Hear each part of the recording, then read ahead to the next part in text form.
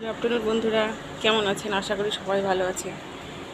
এত গরম আর থাকা যাচ্ছে না, এমনকি বেলকুনিতে এসে দাঁড়ানো যাচ্ছে না, এত রোদ্রের তাপ আর তেজ। কি করব, কিচ্ছু করার নেই।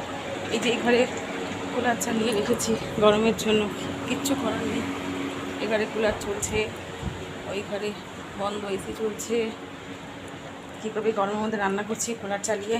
আজকে দুপুরের মেনু হচ্ছে আলু কাঁকরোল ভাজা, পাশে আছে ইলিশ মাছ ভাজা।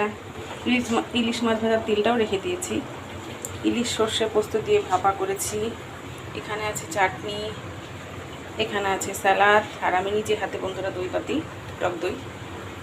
এটা হচ্ছে টক দই। আর আমার ছেলে ইলিশ মাছ খেতে চায় না, ওর গন্ধ সহ্য হয় না, ওর জন্য কাতল মাছটা আর কি ঝোল করেছি আলু দিয়ে। কি করব, করতে হবে বন্ধুরা, কিচ্ছু করার নেই। একদম গন্ধ সহ্য করতে পারে না। আমি তো রান্না করছি আর কুলারের পাশে এসে এসে বসছি।